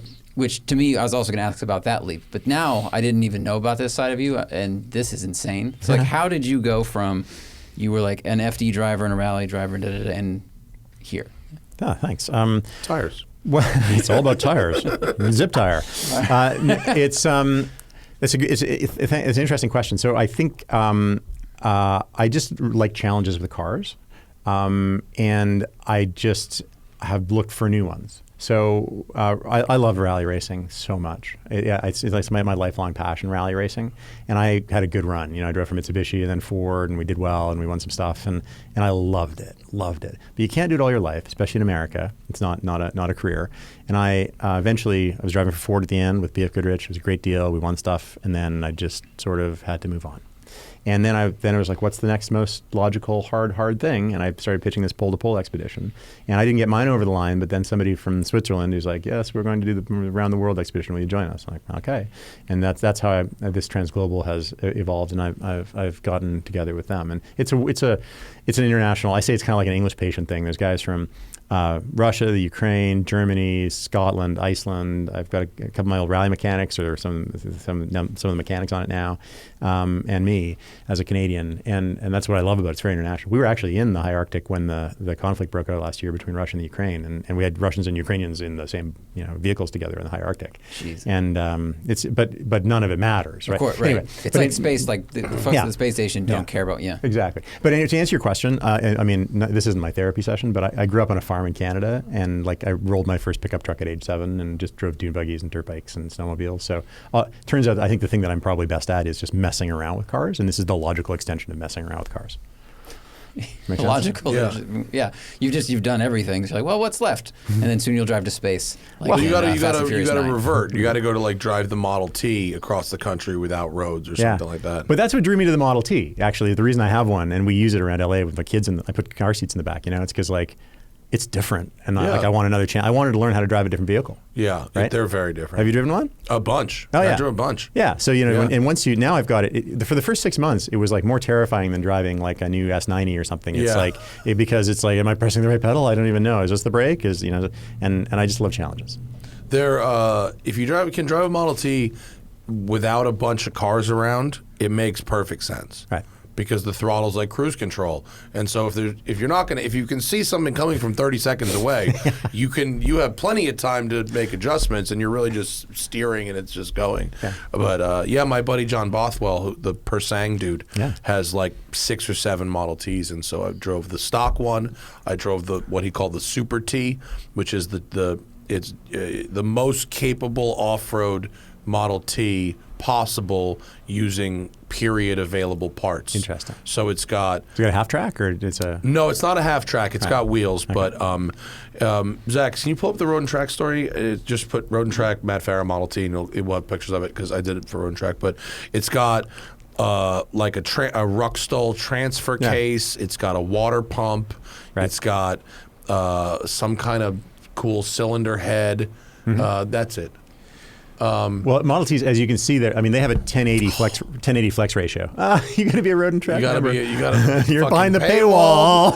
We should probably subscribe here. You should probably. Come on. We should. Well, we should. You use I subscribe to read your articles, so you can use my. I have a subscription too, but I'm not going to be like Zach. The password. Not now, but like after. But the flex ratio is like 1080. Yeah. Right. And it had, this one had wire wheels, which were only available in the very last year, and then this one that's blurred out there was the other one, which is the Speedster. Oh yeah, those are cool. Which he turned into a race car. Yeah. And that one was different because it had a gas pedal. Right. You can modify that, yeah. Yeah, so that one was more like a regular car. I've got a Ruckstull. Mine came with a Ruckstull and Rocky Mountain brakes. This one, the Super T also had Rocky Mountain brakes, which that makes it livable. Rear drums. Yeah, because otherwise your entire braking system is a band on the tail shaft of the transmission. It doesn't do anything. Yeah, and if you have a Ruckstull, even worse, it can get locked between high and low ratio, and then you have no brakes. Yeah. at all. Yeah. Which is, I mean, the thing's terrifying enough already. I carry my 7 and 9-year-old daughters around in the back, so I got to make it safe. But I got to get Rocky Mountain brakes. I feel like it's an experience that like everybody should have driving one of those things. And when John came, like when he came with us on our off-road trip with his stock Model T, and then he went and built the Super T. Like I took the Super T off-roading, and it was amazingly capable. You know why? Because roads back then, were off-roading. That was it. Yeah. And it was so easy and nice to drive off-road, and it was so capable, and like didn't get hot. It didn't have any problems with anything. It was so great. Yeah. So like, yeah, it was a great vehicle. I took mine came with a water pump. I took it off because I wanted to learn the joys of thermosiphon. Right. So water gets hot, goes to the top, it goes in the radiator, gets cool, falls down. I mean, Henry Ford was an engineering genius. Yeah, I mean, it was the simplicity for the time, but when you start using it in the modern world, having a little extra is not so we go pick up the Christmas tree with it every year, and everyone loves it. Makes you know what I've got a few good old cars like you do, and you drive those around, and maybe you feel cool, but most people think you're kind of a D-bag or whatever. The Model T, I'm not saying you're always cool, but the Model T makes everybody happy. It's a different thing, right? Yeah, for sure. Like everybody, because you're driving a museum piece. Except the people that are stuck behind you in traffic, they're annoyed. Fair enough. Yeah. But we've actually brought the Christmas tree home with the kids in the car seats in the back, my wife beside me, the tree jammed in between us, and people like stop walking and clap. Yeah. Right? Because it's that much fun. We have the Auga horn, the train whistle on the exhaust. I love that thing. I love it. The Auga horn. Yeah, and it cost me like $8,000. I put like $4,000 into it. It's my cheapest, funnest car. Do you work on it yourself? Yeah, it's my therapy. I go and fiddle with stuff. I get less and less time with all these things going on, but I do, and that's been fascinating too. I learned stuff like the bottom pulley for the fan belt doesn't have any edges to it, and my fan belt kept falling off. Right? I'm like, what a stupid design! It doesn't have any edges to it. And so I replaced. You can get a modern replacement that has an aluminum machine piece that has edges to it. Yeah. But it's because the whole thing isn't quite lined up right. There's it's because of the vehicle being old. But it turns out I had to learn that there's a little crown to the bottom pulley for the fan belt. And I hadn't thought of this. Under tension, something that's slightly crowned will hold the fan belt on because it's pushing in both directions with the stretch, right? It's simple, it's elegant, and it reminds me to learn something every day. I have that pulley actually on my desk in my office. I'm like, just learn something today. Because I know a fair bit about cars. I learned something from the Model T. It teaches me stuff all the time. Yeah, that's cool. Yeah. I like that car a lot. It's a very charming thing. Yeah. It took me a while to get used to the Model T. I hated it the first time I drove it. I was like, thank God this isn't for me. You know what they said in the day? Better than walking. Yeah. And if you had no other car experience, it actually wouldn't be that hard at all. Oh my God, yeah. But it was said to be easy to drive by ladies because of the pedal thing. No gear shift. It's a great unit. Anyway, and I also again, ladies I'm a tire can't nerd, handle moving a lever. Right. Again, because I'm a tire nerd, zip tire. I like mounting the tires because it's like bicycle tires. You have to like use levers to. And I'll tell you this. That's tubes, right? Mm-hmm. Yeah. Not only that, but I think that it's the source of ambiguity between rims and wheels because people use those words interchangeably. Right. Sure. Model T, the later Model Ts anyway, have demountable steel rims on wooden wheels. Okay? So that's a rim. Right. The rim holds the tire. The wheel is the spokes. Exactly. And you bolt the rim onto the wheel. You have wire wheels though, right? Not wood wheels. You have wood wheels? In fact, I need to get them rebuilt because they're going clackety-clack. There are a couple guys left in the country. I need to send them out to a wheelwright. Wait, why are they going clackety-clack? Because the spokes wear out. The spokes are loose. They're dry. Wood wheels, They dry dude. out. Yeah. They dry out and shrink, right? But there are still a couple of guys for not very much money. You get some oil at Home Depot, get some varnish. You soak them. No, what you do is you soak them. And you can soak them for so long, and then you have to get them rebuilt. Just bring them to the crib, throw them in the pool. Yeah, that's what I'm wondering. Yeah. Doesn't Sherwin-Williams have like a deck sealant that you can use? Maybe. But the other thing I love is that like all of the real enthusiasts, I don't know if I'm the youngest, but I'm one of the younger people who own a Model T because all the other guys are like octogenarians in the Midwest and malaria. I will argue that point because there is a resurgence actually, 100%. And I've seen a couple different examples. The guy John Bothwell, who's my friend who has him, the dude who comes with him to work on his cars is like 22. Yeah, 100%. and there's a club in Newport which I met when I was up there at the Audrain of people under 30 that are enthusiasts of Model Ts and Model As. Right. Because they're so cheap. Yeah, they're like there's so many. And young. Some of these young folks are looking for like a community you know, that isn't necessarily like drifting or whatever. Yep. It's kind of their ticket into this sort of what is actually in Newport particularly a kind of high society level community, but with a cheap car. Because it's like if you've got the Model T and this dude's got a Packard, like you can hang out together because the car's so fucking old. It's like the same thing. Bruce Meyer came over to my house for another unrelated reason, and he was pouring all over the Model T. You know? Yeah. It's like, why don't you bring it out to my Beverly Hills show? Yeah. Like, okay. It would be perfect for the annual I Own the Police Father's Day drive. That's a great show. I love that one. Yeah, he invited me. He really sold me on that one. He goes, you got to bring the Countach out. I shut down all the traffic lights going across town, which is true, but is a highly selective statement. Because yes, the traffic lights are shut down, ... so we can drive 5 miles an hour the whole way across town like a parade. Yeah. My clutch was unhappy with me. Oh, well, I'm sure in that But car. in a Model T, you just put it in L, Yeah. and you're good to fucking go. And you can take out your Before you no just hands, pass everybody. baby. Like What? we were taking a picture once at Rennsport reunion, and there was 60 race cars. Yeah. And we're going around at 12 miles per hour. All the cars are mad. And then I think Pat Long and someone else we knew just passed us, and they were like, the car's gonna overheat. Yeah. And they just they're like, fuck your picture. I was right there, but I was following Jeff Dunham, who was driving the Lost in Space moon buggy thing. Oh, which right. I was like, all right, well, this is a novelty. You know? Yeah, well, I mean, the Model T is great. Everybody loves it, and it is an inroad to a different car culture. But anyway, my point of the story is that if you want your coil box rebuilt, which is because it's got 4 individual coils, it's the equivalent of coil on plug, like modern cars generally are, or some are. You have these individual 4 coil boxes that are constantly buzzing, and it's a hit and miss system, right? But if you need that thing rebuilt, you can buy them, but they're expensive. If you need it rebuilt, you mail it to a guy in Kansas. Sounds right. And he inspects it, and then he tells you how much it's going to cost. Then you mail him a check. Okay, and he's somewhere between 80 and 300 years old. Yeah, and you can expect it back within a few weeks. Like that. Does he tell you his phone number is KL423? Yeah, it's 7 digits for sure. He doesn't think of the area code. Yeah, that's fucking crazy. I love those cars though. They're great. That makes sense. I hope they pass on enough knowledge that people can make a business case for. Fix Yeah, them. maybe. It seems like you get some of what you get from owning an old motorcycle. Like you can tinker with it. It's kind of simple and small, but you don't have to ride a motorcycle. But this leads into. Well, I wanted to ask you guys what you think, because I have a desert island car, like a car. If only I could have one car. It's not a Model T. Okay. But but if you think in that design language, you might get it. Wait. You want us to guess? If you had one car on a desert island? Yeah. If I could own desert. If I could, I'm very sensitive to not asking you the wrong question. Now that I've listened to your recent podcasts, I want to make sure I ask exactly the right question. Yeah. So I'm going to ask it. If I could only either create a fantasy or ask me something in reality. Right. Don't ask me a fantastical question that's meant to actually be reality. I don't want to mess this up then, because I want to make sure I ask it correctly. But if I could only have one car, what would it be? Oh, don't phrase it wrong. Don't make him mad. Yeah, don't make me mad. Fuckers. Get under the desk. Would it be?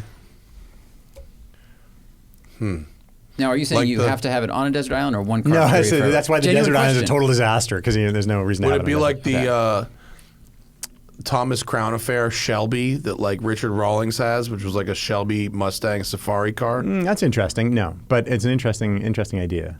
No. Is it a stock car or modified? Yeah, stock. Okay. Good question. Is it a Beetle? Oh, that's a good guess, but no.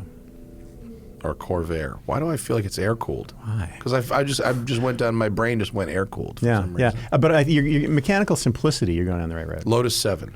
Ooh, I like those, but I'm pretty big for them. You're too big for them. Yeah. But yeah. I mean, they're gnarly, and you'll die if you hit a valve stem. Is it like old FJ? Also good. I like those, but no. But although, you know what? Think FJ, old FJ, but older. Willie's Jeep. Older. Oh, but not Model T. Old, but it would have to be something Model A, like a Model A. Think Europe. I'm giving you too many clues. Oh, Jesus. Not a Volkswagen thing. So Hitler's 6x6 Mercedes? I'll be really upset. No, it's British.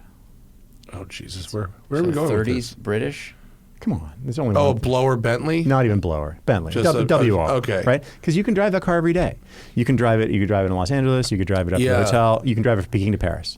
That is the perfect car. Right. Sure. It has off-road capability, right? It's incredibly robust. It's like a steam locomotive. You can rebuild it. You can fettle on it, right? If you were driving one, you are the king of the universe at this point also. Exactly. When I saw fucking That's a very good that answer. thing in That's cool. Germany when that guy came to pick up Randy Nonnenberg, Randy from Bring a Trailer, we were at this conference in Germany, and it lets out, and we're at this idyllic resort on this lake, and everyone like leaves this convention hall, and cars are just fucking like a freight train up the hill, and there's this German dude with a big fucking curly mustache and a cigar and a bomber jacket and a scarf in a 6-liter 28 Bentley or something. Yeah. Randy's like, yeah, that's for me. Yeah. And gets in this car and they tear ass up the mountain. Oh, really? Yeah, he just came to pick this guy up. It was fucking the G-est shit ever. I ran into some concours in London, England once, and it was all blower. It was all not blower, WO Bentleys, from the era, right? The original WOs.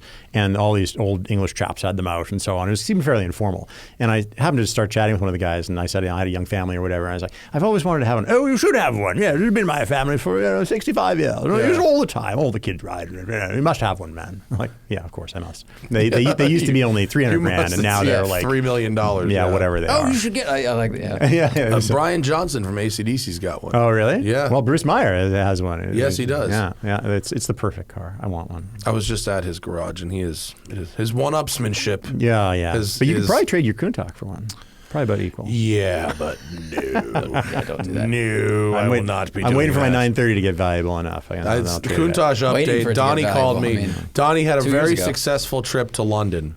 He went to London. Donny has to physically go to Europe to get parts for these cars. Oh, really? And so he got some things for my car in London, as well as some Ferrari bits. He was freaking out when he called me because he found a new in-box original SKU Testarossa windshield. He was like freaking That would out be something. about that. Yeah. So he's getting my suspension bits back together, and he's going to put the suspension back together, and then we have to take the whole fucking engine out. Oh, wow. Yeah. I get to go watch, though. I did say I wanted to go watch. It's like, I don't know. It's like watching a porn scene or something. I'm not sure I want to see that happen. I know. It's I'm concerned. Yeah. But- I don't know. You have to tell me what you think the future of zip tires should be, because I'm trying to figure out what to do. The tire industry is really so there's a lot more movement to mobile. Yeah. Because this is it's mobile, right? Yeah. We come to you, we It's service the you best. guys. Thanks. Yeah, thank you. I mean, I had this. It's funny you should ask Zach.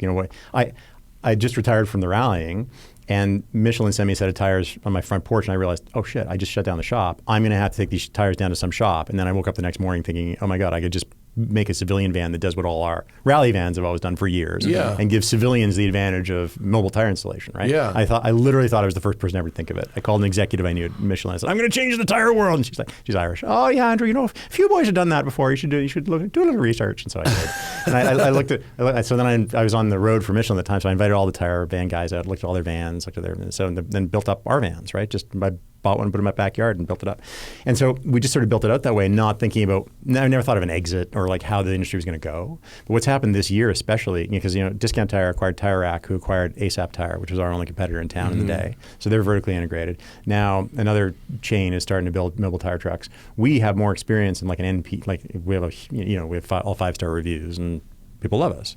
So I got to figure out though how to partner with somebody or what to do. I got to. Well, I don't know about partnering. We charge a consulting fee. Can which you- we're happy to do. It's my business consultant. Can you start a franchising business and allow people to have their own small businesses that are branded Zip Tire? And it's like Dave's Zip Tire, Mike's Zip Tire, and people can be their own boss.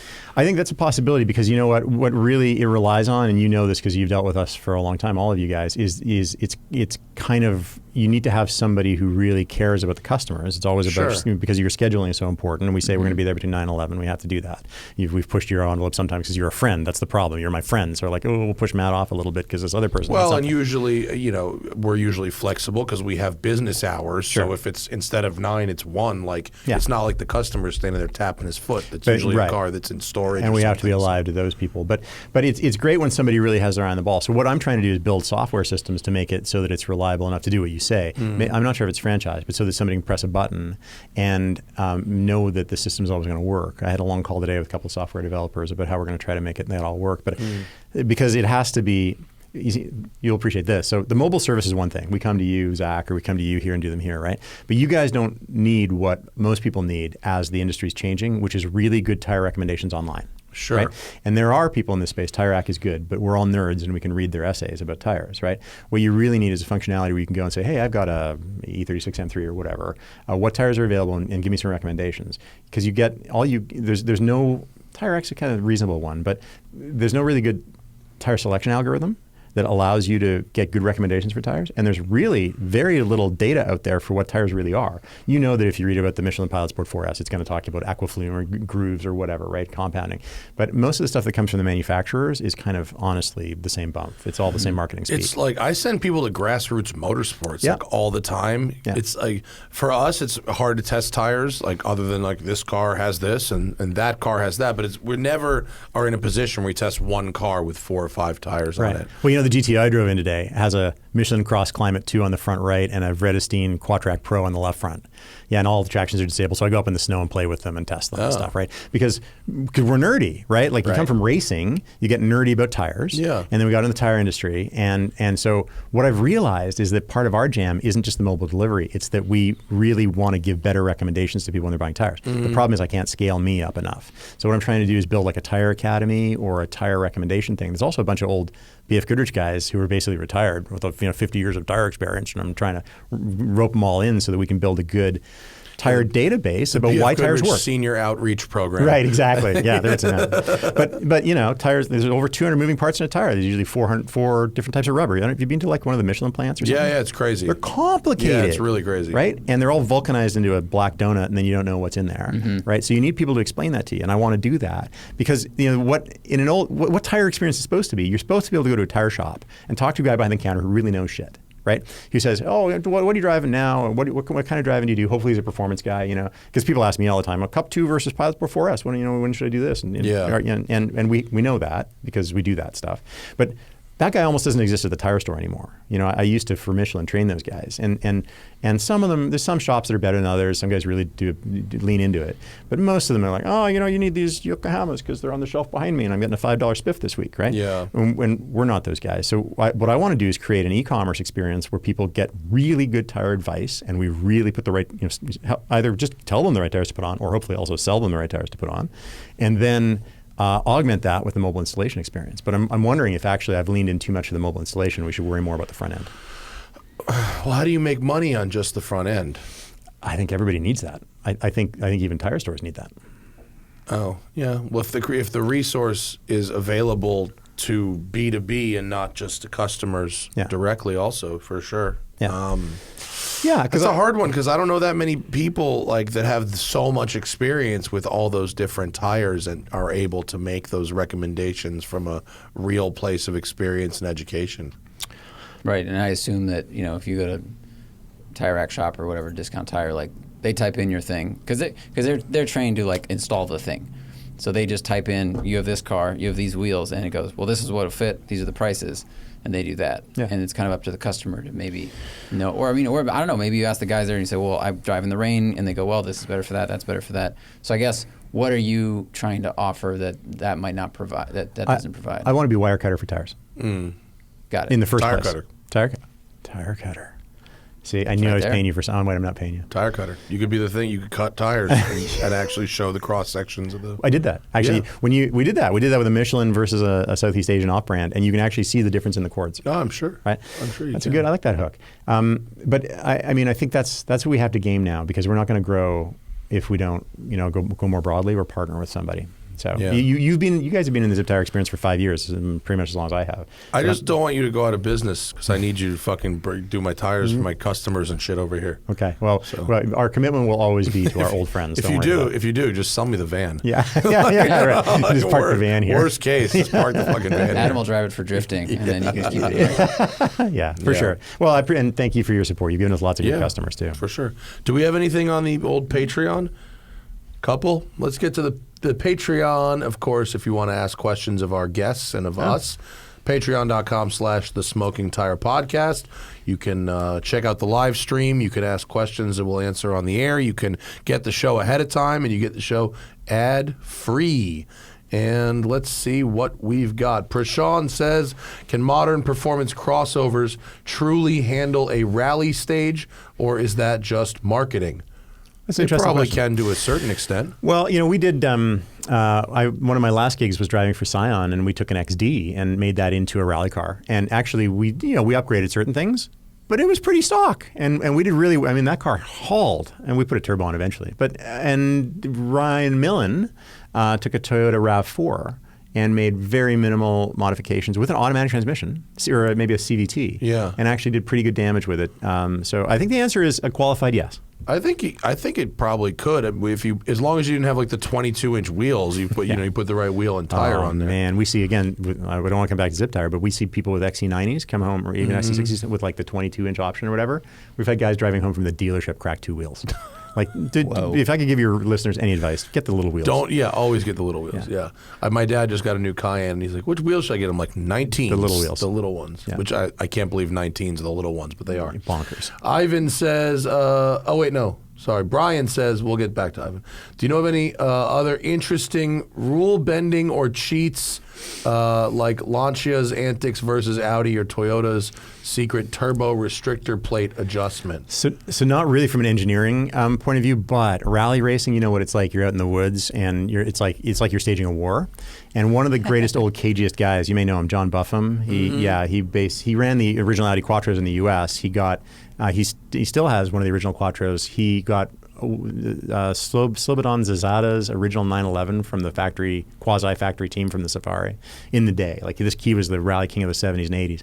Anyway, he started running teams in the 90s and the noughties. And suddenly you'd be at a state rally stage turnaround. I was like, why is there a radiator sitting over in that tree over there? Like, wait a minute, there's 2 tires sitting over in that corner. Like, they would stash things in the woods. Oh, they'd leave parts out they'd there? leave parts like spread around the landscape. And they go then by the cover of night and collect them up. And I lost an international rally to him a lot of years ago now, 2002 or something, the Charlevoix rally.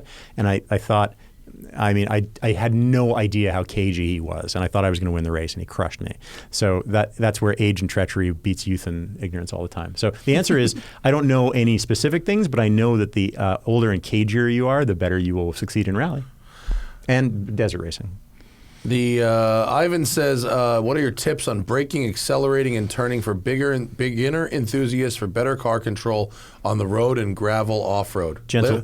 Lift, turn, brake. Smooth inputs, gentle inputs. You don't ever stab things. Yeah. You know this from the track even. You don't with the wheel, unless, for movies, take off all of that for stunt driving and for drift driving, where you're intentionally trying to unsettle the car. But on gravel and snow, especially snow, much more than tarmac, I equate driving on tarmac to like driving a jet boat.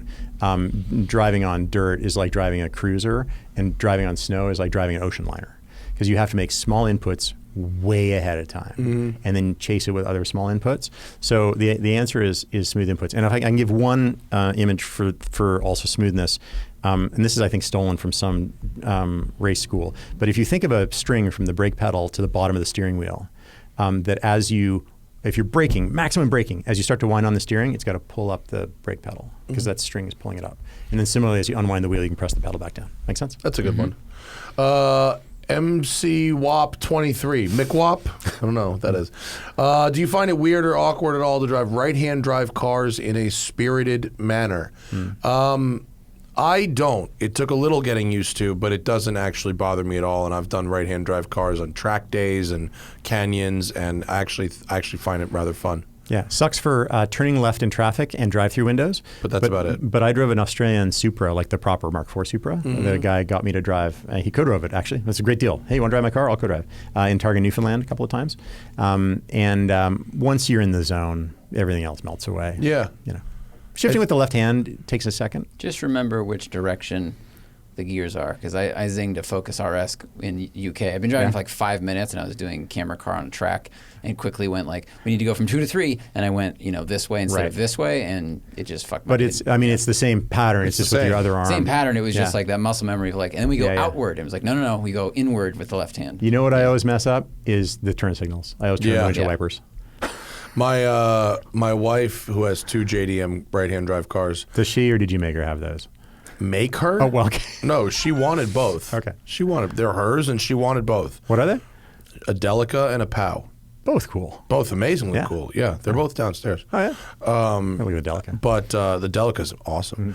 But she always fucks up the blinkers and wipers when she goes back to her regular American car. 100%. Yeah, she doesn't fuck it up in the Japanese Doesn't car. make sense to me. Yeah. Well, if you drive in England, the blinkers are the same as America. They don't it's change Japan, them. right? Yeah. I did live in England for a while. Yeah. Chris Navio, what's been your favorite consultant project you've worked on? Is this a question for me or you? That was you. Oh, I don't do any consulting. Well, so I'm lucky that I get to do stuff for Ford with some of the new products and things. So I love that. But I think back to your Zach, your earlier thing, I think Hyperdrive in a way. I didn't think of that show. I got to get on it because I didn't kill Charlize Theron in Atomic Blonde when I was stunt driving the car from the back seat. So then she executive produced that show, and she told her assistant to bring me on, and then I got to do the car stuff in that, right? Like to design. I didn't design all the courses. We all did it together, but some of the individual stunts and gags, right? The 6-story high teeter-totter, the rail slide with the car. I eventually took that GTO that's outside up the rail slide. Rad. Yeah, and so I was the sole guy who got to design all that stuff and say the car's going to work, it's not going to work, iterate it, test it, and then I got to coach 28 kids from around the world. We flew their cars in, right, to do that course, and they all ended up, because you know what reality shows can be like, and I've been on them. We've done them before, and people usually end up pissed off. It's usually hard on people. Every one of those people to this day says it's the best experience they ever had. We got a good show out of it. It cost a lot of money. Yeah. We had a really good show. The stunts were legitimate. We created courses that were actually, one of the drifters was like, oh my God, you finally created timed drifting, because you had to weave in and out of these cones, although you couldn't do it without drifting it, where you timed through it. We're really proud of it. So the answer is Hyperdrive. It was rad. It was a fun show to watch. Thank you. enjoyed I that appreciate show. that. I'm still proud of that. Yeah, it was a great show to watch. I think it's probably still on, streaming, so you can still go back and watch it on Netflix. I still get tiny royalty checks, so it must still be on. Buddy. Is it down to the dollar yet? Oh yeah, It's some of them are in that range. Sure. Yeah, there's a restaurant or bar in North Hollywood. If you get a 1 cent residual check, you can get a free drink. I think it's anything under $1. Oh, is it? I think is the rule, because I got a few. I did a gig where I got residuals too, and the very last check was for $0. They send you one for $0 to be like, we're done now. Right. Don't even think about asking they me. put postage on it. Yeah. IH Cheese, is the mid-size truck segment going to die after this new generation of Tacoma and Colorado? SUVs are better commuters in cities, and full-size crew cab trucks do the job better. I would say that second part of that statement is your opinion. He says, I can see small trucks like the Maverick and Santa Cruz eating the mid-sized truck category. Well, I think the answer is there's probably room for lots of sizes of truck. I think both the Maverick and Santa Cruz are real interesting. Yeah. They're good little trucks. They stopped taking orders on the Maverick because they were they're oversold. Yeah. So 100%. I don't know the answer to that, but I think that for some people, the Maverick Santa Cruz will be too small and the full size is too big. So I think the answer is probably alive. I mean, Toyota literally cannot build enough Tacomas, and that fucking thing is 12 years old. Yeah. And it's a great truck. Yeah. And that is the right size truck for a lot of people. And I don't see why they would kill that segment. They're selling every one they can build. Yeah. Yeah. Man, you go to Overland Expo, I think they're all there. Yeah. Yeah, pretty much. It's a good truck. Yeah. Well, that's our show today. Thank you all for joining us. ACP, did we get to anything on your cheat sheet? Yeah, pretty much. I want to talk to you. I want to talk about watches. I want to talk about other cars. I want to all kinds of stuff. Other shows, other times. Yeah. But thank you. Thank you. Thanks for coming down. I'm sorry for the weather and the traffic. Shit sucks. He doesn't give a fuck about the weather. He drove across the ocean. It's a good point. See?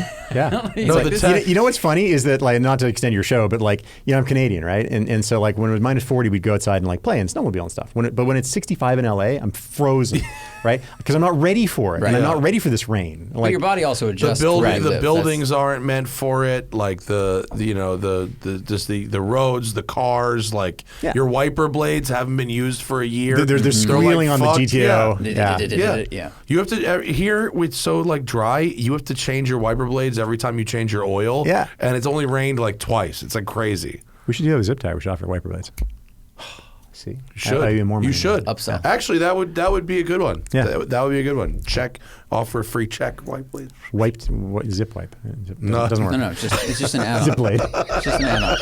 Do you want a cookie with your sandwich? Yeah. What else do we have this week? Oh, someone got sick and had to cancel. Who was that? Ferrara. Oh, Adam Ferrara. Yeah, he didn't want him I love anyway. Adam Ferrara. We worked have a together in the day. cruise Say hi for me. We worked together on the Top Gear days. We will. We've got a Pro Driver show for the Pro Driver patrons on Thursday. And otherwise, we will see you guys next week. Bye.